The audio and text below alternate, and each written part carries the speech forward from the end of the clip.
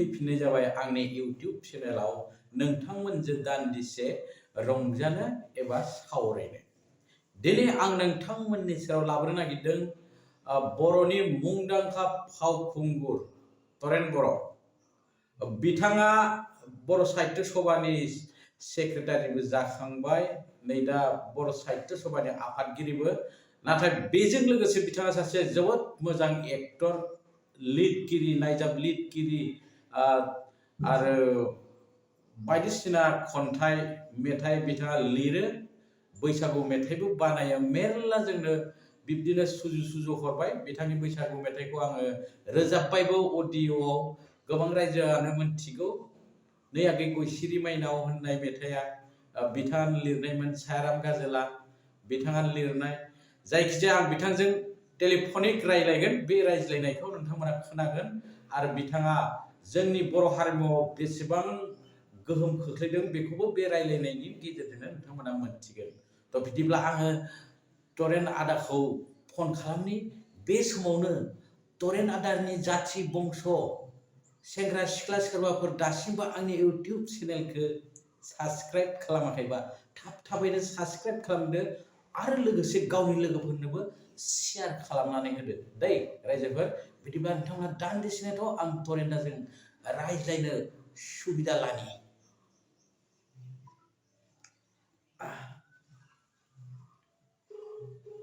नांबाय।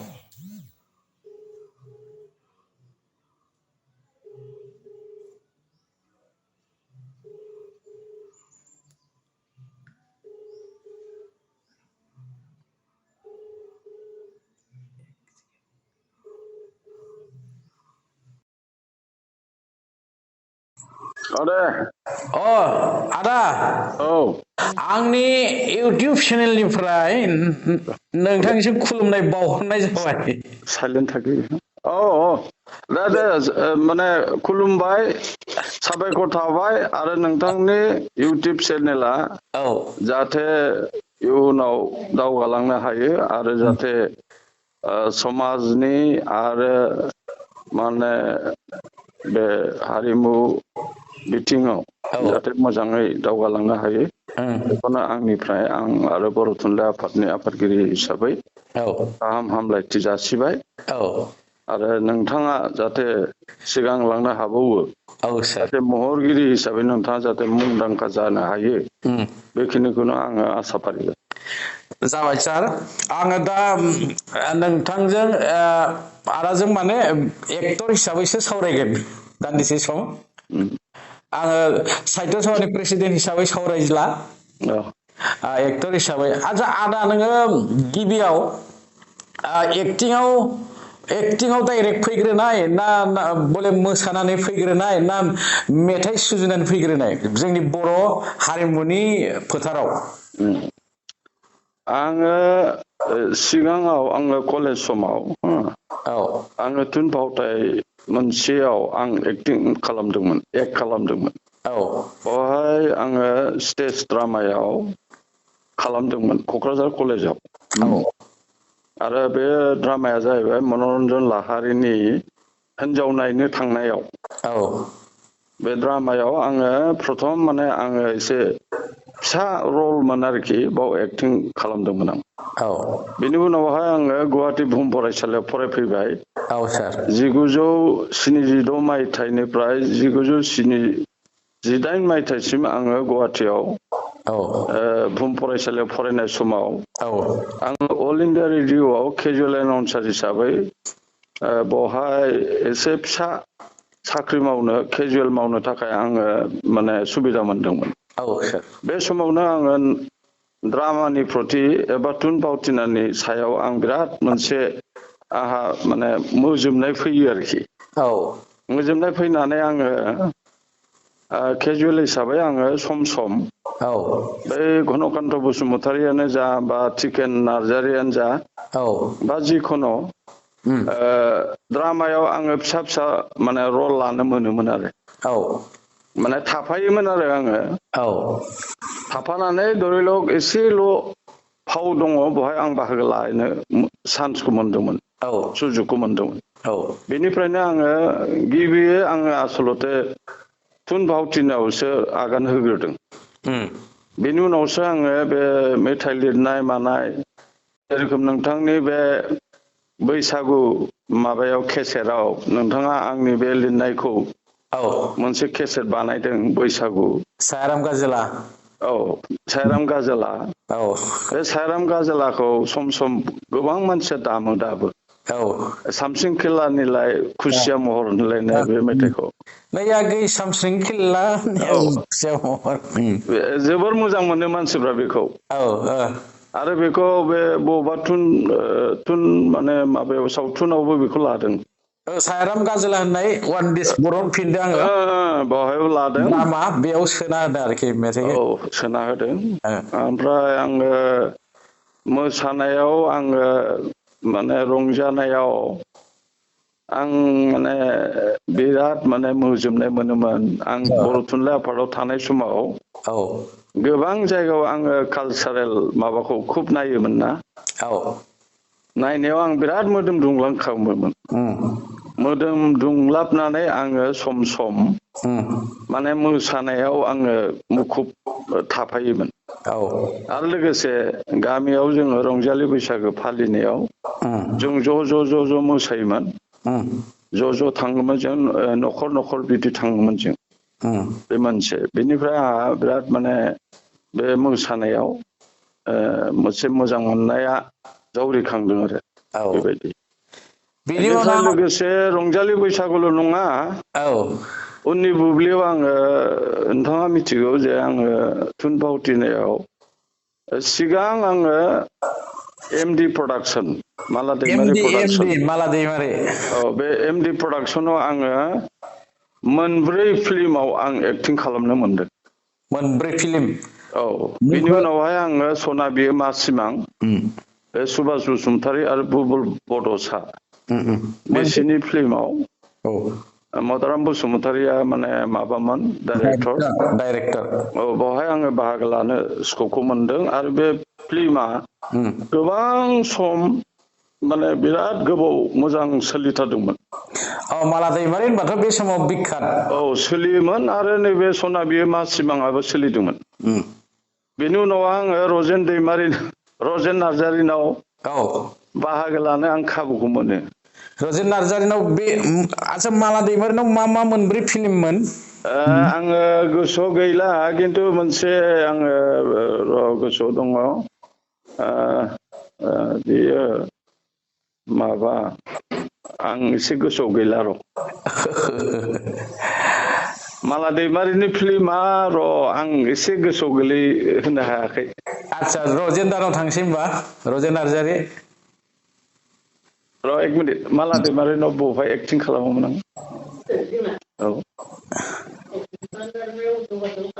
थुंगिनाय दारा ना मोजोमसे अननायाव फार्स्ट ओमफ्राय रजेननायाव बियो आंनो फिननाय नांगौआव एक्टिं खालामनो मोनबाय आं आंनो फिननाय नांगौ नोंबोथ' दंमोन बेवहाय आं एसे दं जाय हक आङो सावथुन मुलुगावबो बाहागो लानो मोननाया आंनि खाफालनि खोथा आरो थुनफावथिनायावबो बाहागो लानाया भाग्यनि खोथा बिनि उनाव आङो गावनो निजेनो आङो द्रामा लिरबाय थुनफावथिना लिरनानै आंनि द्रामाया बिहारिनि जिंगाया अल इन्डिया रेडिअ बर' सेक्सनाव फोसावजादों फोसावजाखांबाय जाखांबाय ओमफ्राय दा आङो मोदै होननाय बेबो फोसावजाखांबाय अल इन्डिया रेडिअ बेनिफ्राय आरो मोनसेया जाहैबाय माने आंनो उदांस्रि नांगौ ओमफ्राय मोनसेया जाबाय उदांस्रिनि अर बेखौ फोसावदों आरो दा आङो गांथाम आं होनानै दोनदों ना एप्रुभ जाथ'वाखै जागोन हयथ' आजावजायोब्ला बे गांथामा फोसावजागोन आरो मोनसेया आरो मेथाइबोथ' मेरला सुजुदोंमोन ना आदाया आं मेथाइखौ ओरैनो मडार्न ओरैनो आङो गोदान मेथाइ लिराखै आं बांसिन खुगा मेथाइ आरो माबा बैसागु मेथाइ लिरदोंमोन बैसागु बांसिन बैसागुआनो औ ओमफ्राय 14सो दङ बैसागु मेथाइआ 14सो दं औ ओमफ्राय खुगा मेथाइ प्राय 6सो दं बेफोरो खायसेया रेकर्डिं जाबाय खायसेया रेकर्डिं जायाखै रेकर्डिं जायाखै माने प्रडिउसार गैया औ बे जाय रेकर्डिं जायाखै बेखौ जुदि सोरबा खालामोबा आंनि मेथाइखौ फैलाव बसुमतारिनि बाहेरा रावबो फोसावा आচ্ছা बेखौ जाबाय आंथ' दा मिउजिक टिउजिक एसे खालामबो रोंहांबायना औ गतिके आङो फोस्रावनायाव आंनाव बारा जामेला गैला दे आं खालामबाय थानो हासिगोन आरो ओमफ्राय सल'माफोरबोथ' लिरबायना आं सल'मा लिरबाय खैथासो जाखो सल'माया आङो ओरैनो फिसा फिसा गांनै लिरबाय ओमफ्राय सुंद' सल' दङ सुंद' सल'नि मादाव माने आंना माल' ड्राइभारा बेवहाय बेनि जिथु फाउन्डेसन एसे स्ट्रं आरो बेनि उनावहाय आङो आथिखालनि थासारिखौ लानानै जोंनि माहाजोन जानायनि खायदा गोरिब जानायनि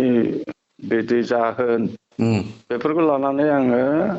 इजि मानि होननाय मोनसे सुंद' सल' लिरदोंमोन बेयो फोसावजाबाय बेनिफ्राय आङो ट्रेन्सलेसना आंना गांब्रै जाबाय असमियानिफ्राय गांब्रै आं ट्रेन्सलेसन खालामदोंमोन सल'मा नङा माबा क्रिटिसिजम थुनलाइ दा बेबायदि सोलिनानै दं ओमफ्राय दा गांसे प्रिन्टिंआव दं अलखद सम होननाय बे सल'मा बेयो माबा बेबो क्रिटिक्स आरोखि सावराय माबा आच्छा बे जाबाय दा आङो मोनसे राफोद सोंथि मोनसे सोंनानै जों सानै सावरायनायखौ फोजोबनोसै दे जायखिजाया आदायाबोथ' समनि आंखाल बे सोंथिया जाहैबाय जोंनि बर' हारिमुनि आर्टिस्टफ्रा सिनेमा एबा मेथाइ रोजाबनानै एबा मोसानानै एबा दामजु दामनानै माने मोनजाजोबा आरोखि मोनजाजोबा माने थोजासे मोनजाया माने थांना थानो हायाखै बिनि मा राहा लामा लाबा जोङो थांना थानायनि लामाखौ मोनगोन मोनसेया जाहैबाय ओरैनो बहुतानो बुङो गेदेर गेदेर जायफोरनोखि हारिमुआव हाबा मावनाय बा सावथुन मुलुगाव हाबा मावनाय बिथांमोना सम सम एसे दुखु फोरमायो आरो सानसेखालि आङो मोनसे इन्टारभिउ नुदोंमोन जाहोन बर'याबो बे खोथाखौनो बुंदोंमोन बेनिफ्राय आं अनेक माने बिदि फावखुंग्रि असमियानिबो लोगो मोनदों निपन गस्वामिनिफ्राय बेनिफ्राय सिनेमा डाइरेक्टर बितु चक्रबर्ती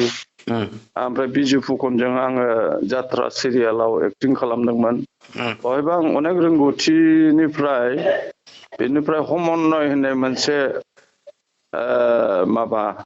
टिभि सिरियालावबो आङो मोनथाम एपिसड आं एक्टिं खालामदोंमोन बिजु फुकनजों आं अनेक बिथांमोननिफ्राय मोनसे खोथाखौ नुबाय थादों आरोखि मोनबाय थादों मोनदांदों जे हसाखै जोंनि सावथुन मुलुगनि मानसिफ्रा आरो रिंगुदामसा बा हारिमु मावथिफोरनि जिथु जिउ खौरां जोबोद दुखु गोनां होननानै बुंदों आं सानदों दुखु गोनाङा माब्रै आं नुबाय जे जेसेबांनोखि रिंगु दामसाफोर दङ जेसेबांनोखि महरगिरिफोर दं जेसेबांनोखि मेथाइ लिरगिरि लिरिक्स मेथाइ खनगिरि प्रडिउसार बायदिसिना माने सामलायगिरि डाइरेक्टर बिदि दं हसाखै बिसोरो राङारि अनसुंथाइ मोनमारा सरकारनिफ्रायबो नांगौ रोखोम अनसुंथाइ मोना आरो जोंनि जायफोरनोखि माहाजोन ग्रुपनि मानसि दं जायफोर राङारि मदद होनो हानाय मानसि बिथांमोनहाबो होआ आरो आङो हिन्दी सावथुनाव नुदों हिन्दीफ्रा मालाय गावस्रा वेल एस्टाब्लिशडखा बिसोर फ्रम दा भेरि बिगिनिं एकदम जुरिनायनिफ्रायनो बिसोरो वेल एस्टाब्लिशडखा आरो बै समाव हिन्दी फिल्मा बिराद पपुलारमोन बिराद नायोमोन मानसिफ्रा खुब आरो सिनेमा हलाव बेखौ खोन्थायोमोन भिडिअ गैयामोन बै समाव बेनिफ्राय पर्टेल गैयामोन दाथ' पर्टेल जाबाय भिडिअ जाबाय माबा जाबाय मबाइल जाबाय स्मार्टफन जाबाय फेसबुक जाबाय बिनि थाखायनो आं सानो नोंथाङा धरिल' बिराद मोजां मोजां फिल्म बानायदों नोंथांनि फिल्मखौ खावनानै माखासे मानसिफ्रा ओंखाम जायो बेबायदिबो आं मोनदों ओमफ्राय जोंनि सिनेमायानो खावजादों दा खावजानाय लोगो लोगो बे फिल्मखौ जुदि नोंथाङा प्रजेक्टरजों जुदि बबेबा बाथौ मेला बबेबा दुर्गा फुजा बबेबा लक्षी फुजायाव माबायो मानसिफ्रा नाया आरो नायैनि खारनखौ आं सोंबाय मानो नाया ओइ मेरला माबायावनो भिडिअ'आवनो मोनोलै केसेट फानलाबायो दाम खमनि 100 थाखानि 50 थाखानिबो मोनो होनना बुङो दा बिदिब्ला जोङो इमान खस्थ' खालामनानै फिल्म प्रडिउस खालामबाय फिल्म बानायबाय दा बे फिल्म मेकारफ्रा जोंनियाव पार्टिकुलारलि बर'आव जाखांफुनाय जे फिल्म मेकारफोर दं बिथांमोना गोसो बायो आरो आं ओंखायनो आगोलावबो आं बिटिसि सरकारखौ बुंदोंमोन दानि बिटिआरखौबो आं बुङो जे जोंनि आथिखालाव जोङो सावथुन मुलुगखौ जोङो मोनसे आब्रुथि गोनां माने माबा बानायनांगौ बेखौ आरो जायगा जायगा जिल्ला भित्तियाव सिनेमा हल बानायनांगौ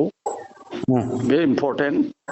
आरो लोगोसे राङारि मदद होनांगौ आर्टिस्टफोरनो होमब्लासो थुलुंगाथिया मोनगोन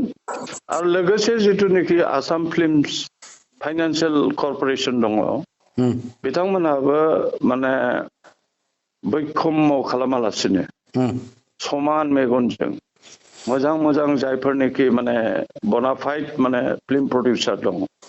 जायफोर डाइरेक्टर दं बिथांमोननो माने फैसाखौ होनांगौ आं बेखौ आपिल खालामबोबाय थादों गोदोनिफ्राय आरो बेराफारसेथिं आङो नुहुरदों मोनसे खहा जे जोंनि बर'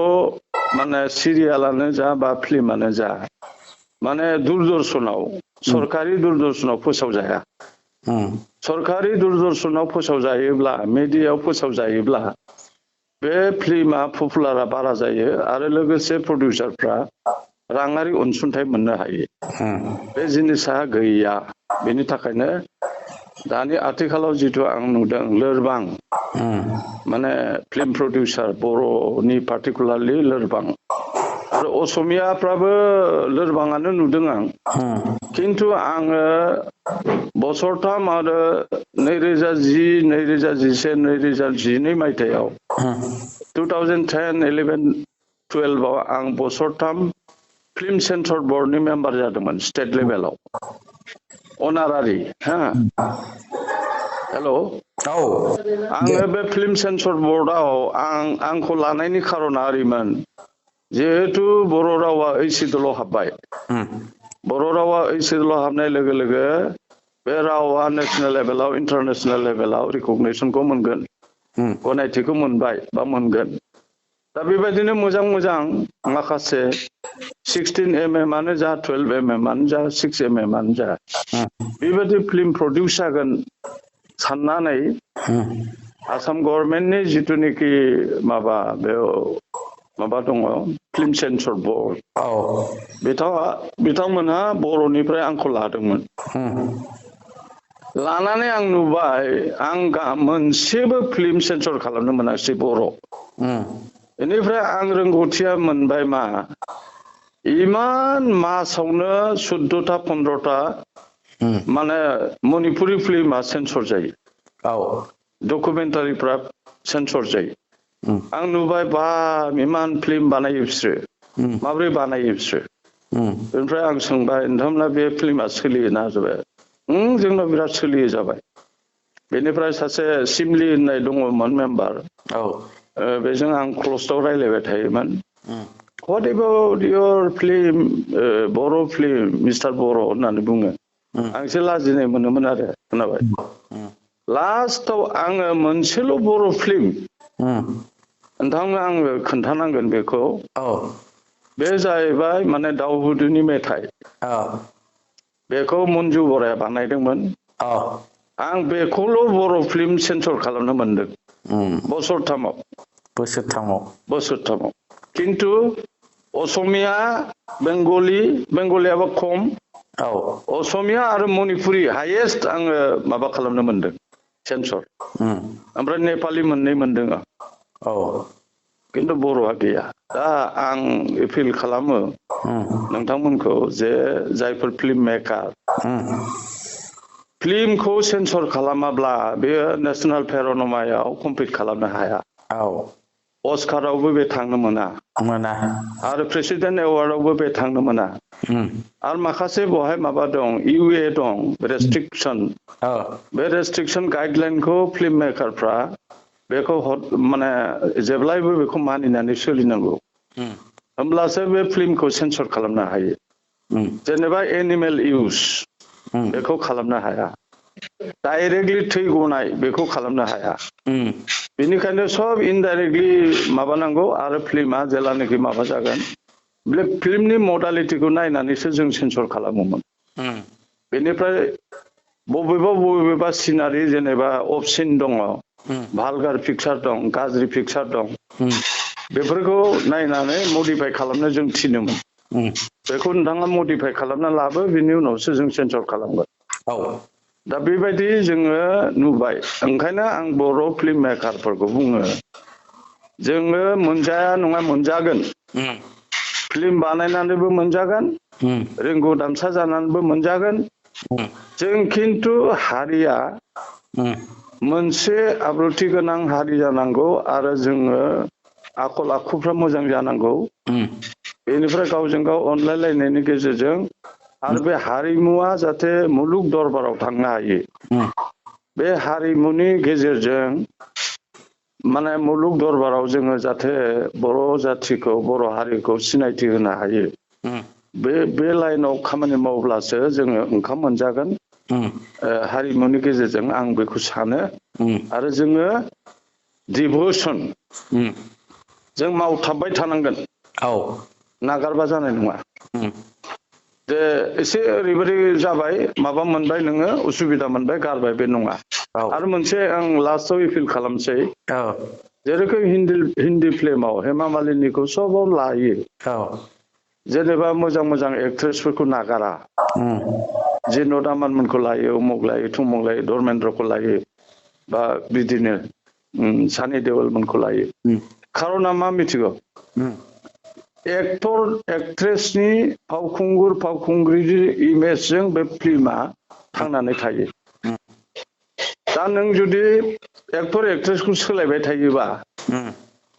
धरिल' नोंनि फिल्मा मोननैयाव नोङो लाबोदों खिन्थु मोनथामाव नों बे मानसिखौ लाहैयाखिसै लायाबा मा जायो जे उमुकनि फिल्माव उमुक एक्ट्रेस दंलै नायनांगौ ओरै जायो उमुकनि फिल्माव उमुक अमर दङलै नायनोथ' बेबायदि जायो आं बेखौ आंनि मोनदांथिनिफ्राय आं बुङो जे नोंथांमोनहा अन्तत सोलायबाय थानो नाङा एक्टर एक्ट्रेसखौ बोराय बुरै जायोब्ला बोराय बुरै पार्ट होनांगौ आरो सिख्ला टाइमाव जिखिनि हायो बिल' 35 बेखौ माने फावखुंगुर फावखुंग्रियाव दोनबाय थानांगौ सोलायलायबाय थायोबा खिन्थु बे फिल्मा बारा जनसाधारन बा माने मानसिफ्रा बेखौ मोजां मोना आं बेखौ फिल खालामदों बेनिखायनो आङो सासे हारिमु मोजां मोनग्रा हिसाबै नोंथांमोनखौ आं माने आसा फारियो नोंथांमोना मोजां मोजां फिल्म बानायगोन आरो समाजनि दावगानाय आरो समाजखौ संस्कार खालामनाय फोसाबनाय बे राहाखौ लागोन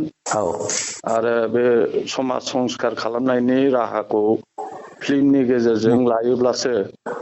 हयथ' मोनसे हारिया आब्रुथि गोनां हारि हिसाबै थांनानै थागोन आरो जोङो बर' जाथि हिसाबै मुलुग दरबाराव जों दावगानो हागोन आं बिदि सानो आच्छा आदा नोंथ' एक्टिंखौ गारथ'वाखै निस्सय सोरबा लिंबाथ' खालामगोन दाबो आं खालामगोन जाबाय आं खालामगोन साफा सानै आंनाव सोङो बे जिरायनो मोना खालामगोन ना खालामाब्रा मानसियालाय एक्टिं खालामनो लिंबा खालामगोन ओरै होनो आङो नङा आं खालामगोन दे बिदिब्ला जों सानैनि सावरायनायखौ एसेयावनो दोनथ'नोसै आदा देनां लोगो मोनलायबा खुगाजों साबायखर बेखिनि नोंजों आंजों रायज्लायनाय खोथाखौ